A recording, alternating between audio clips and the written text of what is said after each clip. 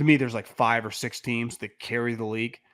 There is one team just in terms of, I'm talking importance of quantity, not for the league to like succeed, because the Cowboys never make long playoff runs. The Cowboys are bigger than everyone else. Their television ratings are bigger. They have more fans. They are talked about. They open the discussion if you can. Like if there's a crazy story with the Niners and a crazy story with the Cowboys, your lead would go Cowboys Niners.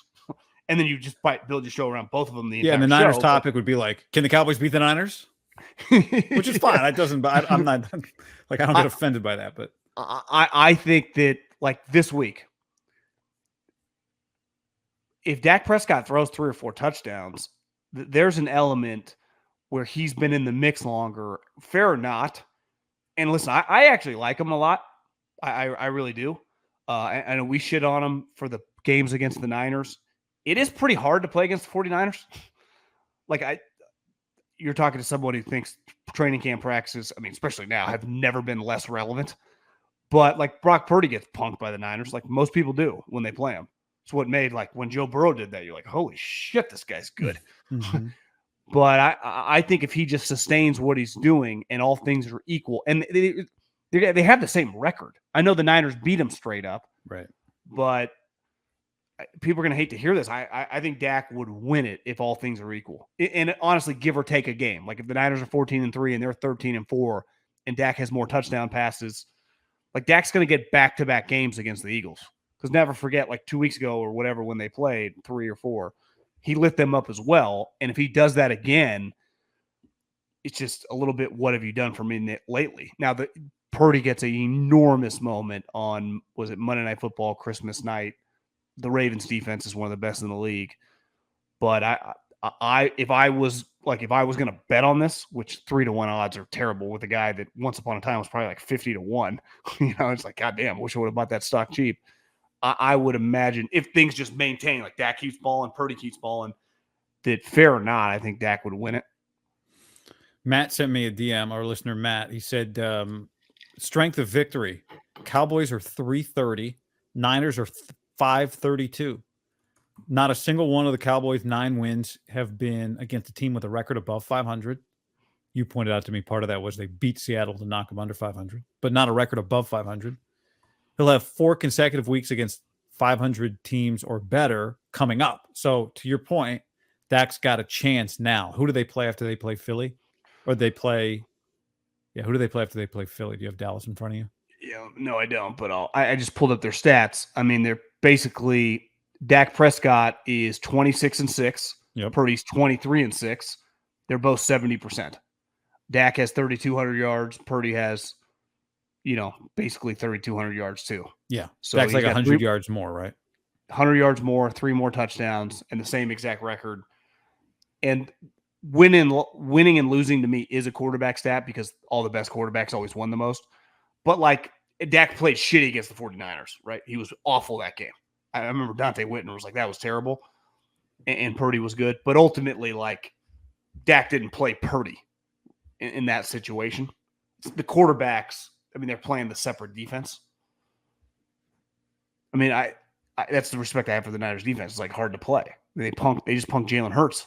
Yeah, I think the question is, the heart of the question as it relates to Dak is, there's the fact that Dak, because you said, Dak's been kind of waiting in the sense that every year Dak is just in the conversation. And I would argue that, on one hand, it's always the same kind of conversation just about with him, right? I went back and looked at Sando's tiers. He has, in 7 straight years, been a tier 2 quarterback in Mike Sando's tiers. This year, he was 15th at the last quarterback in tier 2. I think that feels a little low for him, but that's generally Dak Prescott. Yeah. That's generally where he lives, right? Is like, my guess is, I think he got 1 tier 1 vote, but to me, he kind of just lives in like the 8 to 12 range every year. Maybe some days he looks like a top 5 guy. He's been better in 15. He's been better in 15. Yeah, I 100% agree with that. He's not 15. And I would guess he's going to be higher in the tiers next year. But, he's been part of the conversation. And so he's just kind of in, if it's a line, he's been waiting in the waiting room for a long time. But the conversation, now I said never when we talk about this. And you said, well, no, there was the 1 year. And you're right. The 2021 year, right? he threw 37 touchdowns. That's a high level year. And he's having a high level year this year. 37. 37. He's not been in the waiting room of the MVP many years in his career. He's just been kind of in the conversation because he's the Cowboys quarterback, and he's kind of polarizing because people want him to be better most years. Here's what they do. So they got Philly Sunday Night Football at home. At Buffalo, 225 Fox. I'd imagine that's the national game.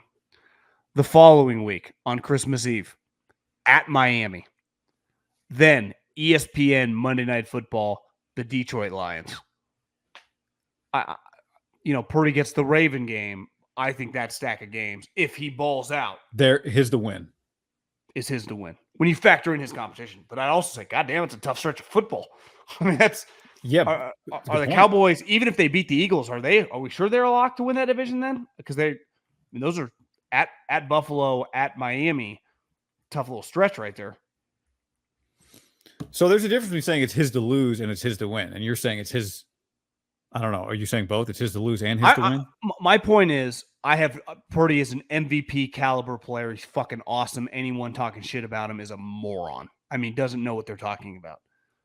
I just know the way, like if I remove my emotion, just know the way the Cowboys kind of operate with this guy who a lot of people like. He's the man of the year. People like the guy, just like Purdy. Like he's a likable guy. He represents the NFL well. And if he has a 35 touchdown season and they start rattling up, and those are some of the best teams in the league. Miami's the number one seed. The Eagles are the number. Be a worthy MVP. Win the division. Could they? Yeah. If they win the division. Yeah, that's my point. If they win the division, given where they kind of were a couple weeks ago, the 49ers have kind of been in full control, beside a little stint that ultimately was less about Purdy and more about the defense. Now, Purdy had a couple shitty moments. I think you'd happily have them win the division, have Dak have the MVP if you were the Niners, right? Because that means you're probably, provided you take care of your business, you're the one seed. So either way.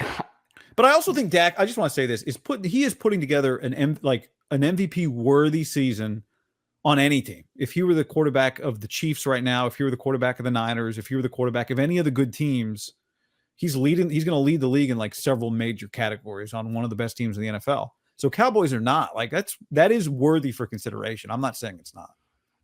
Is Brock Purdy a lock true Pro Bowler right now? How does he not end up? Yeah. I mean, the NFC quarterbacks are one major problem, and it's a good problem to have. These are first-class problems. If Purdy wins the MVP in a second year, and they were to go on to win the Super Bowl, he'd be a year away from staring down. Like the contract's kind of the contract. You saying they're rooting against? You saying Parag doesn't want him to win the MVP? Doesn't change who he was. By a couple years, Parag might be living in England, putting money, running the soccer team. It might not be. It might be Hampton or whoever his number 2 guy's problem is. But it starts validating things that there's no, hey man, let's just part of the team. $37 million a year, guarantee you $100 million. Like you hang up that. I mean, you'd be talking in a couple years. I mean, $200 million guaranteed. Look at how much money, and you and I are probably on the high end of Herbert supporters. It's just a lot of stats and games that haven't mattered. Like you start winning MVP, you start rattling off playoff victories. Like it's shut up and call me back when you hit my number. A little Nick Bosa. This is my number, homie. You don't think there's a discount when you're just, I was the last pick. They believed in me. I mean, hey guys, I'm happy to be here. I think you'd be talking about a $200 million player. Yeah. And then it really does matter. Loud, that's the going. Then it really matters. And then it really matters. Like, well, winning the MVP and being the most valuable player to your team are two different things, right? Like there are years where Patrick Mahomes doesn't win the MVP, but the team with the MVP would trade their guy for him. Well, if you were Brock Purdy, so you have to be one of the most valuable players when that contract arrives. Well, they're not allowed to. People keep asking me that are watching this why I'm wearing a Cowboy hat. It's in support of the Cowboys this weekend against the Eagles. Because, I want the Cowboys to win. Niners take back hold of that 1 seed, and we just let chaos ensue. Plus, I think it would put the Eagles in they'd start reeling a little bit. It's because kind of look at the schedule. I still wouldn't feel great about Dallas then rattling off a bunch of victories just because their schedule. But I do think it could put the Eagles in a little turmoil. The Niners were lucky. Their turmoil happened early in the season, and it was pretty ugly. Then they got to got to take a deep breath, and Trent and Debo came back. And Wilkes went to the sideline. Eagles would be out of kind of some options. Like, they would just need to – would they have like a players-only meeting? It'd be one of those. Yeah, what are their moves? Goddard's not healthy. Lane Johnson, everyone says every week I see him. He's like, they ain't got it. And then I watch him. I go, oh, my God. I was thinking about this today in the car, John. So many years of Lane Johnson's career, I didn't realize he was one of the best freaking players I've ever seen. I watched him against Bosa on one groin. He's good. He's good. Which I don't know. Do we all have one groin? But I watch him on one groin, and I'm like, oh, my God, this guy. Does Chip Kelly get credit for that pick? It was his first draft pick as head coach. What number pick was it? 4. Well, I have to go look at that draft. Sometimes those picks nobody gets credit for. You're like, yeah, we should. Everyone knew we were going to take that guy. Everyone would have taken him. Howie Roseman want that pick? Wasn't really. I guess Howie was. No, he was technically the GM. Andy did take this guy named Eric Fisher, number 1. I think if he could redo that one, he would have taken Lane. That was his first year in the Chiefs. He had the number 1 overall pick. But, I think Purdy's going to have to, in a weird way, go above and beyond, which is a little unfair.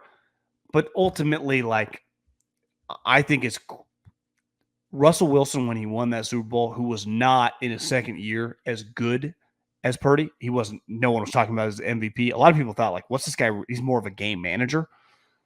But within that next year, that team was so good, it was like, this is the price. And remember, Seattle was a little uncomfortable. We got to pay this guy how much? Then he became a really good player. But remember, it kind of fractured the team. And that was more because they didn't like him. That's not the problem with Purdy. But it fractured their team in terms of economically, just because he won the Super Bowl so early. They had to pay him so much fucking money. It would get really, again, good problem to have. I don't think the Purdy conversation, if this is only getting started with the money coming down the pipe. It's true. You think it's been crazy to this point. Oh, my God.